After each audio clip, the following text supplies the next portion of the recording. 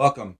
This is Keeping It Real with Terry and Sonny. And this is Sonny, and this is today's 5 Minute Nugget. And today I'm going to be reading to you out of the book of Daniel, chapter 5, verses 5 through 7. And it says, "Suddenly a person's hand appeared and began writing on the wall. The finger scratched words into the plaster on the wall near the lampstand in the king's palace. The king was watching the hand as it wrote. King Belteshazzar was very afraid.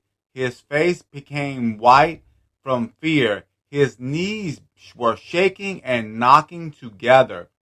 He could not stand up because his legs were so weak. The king called for the men of the magic and the Chaldeans to be brought to him. He said to these wise men, I will give a reward to everyone who can read this writing and explain to me what it means.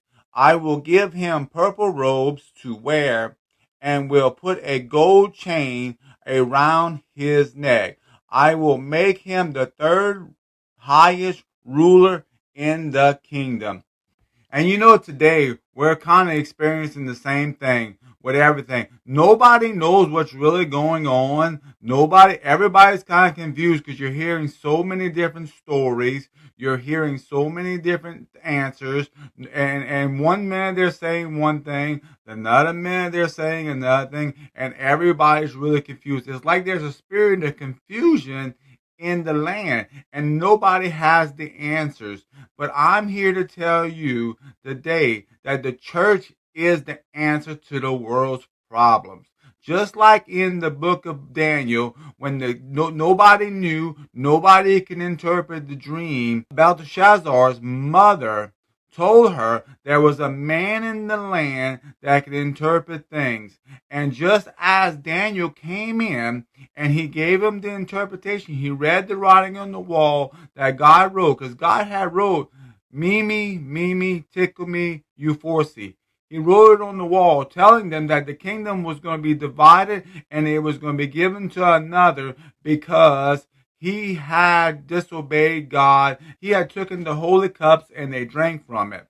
And because of this, God was mad at them and God was going to judge them. And God is saying the same thing today, that the church is the answer to the world's problem. And God is waiting for the church to rise up and become the church of God. We have the answer that the world needs, and that answer is Jesus Christ. They need Jesus. They're looking for someone to tell them the answer. And we all know the answer to our problems is Jesus, because every time we get Jesus involved in things seem to get better and things seem to go away. But a lot of time we get fear in our hearts and we seem to not want to tell people about Jesus because we're afraid of what they're going to say. We're afraid of what they're going to tell us.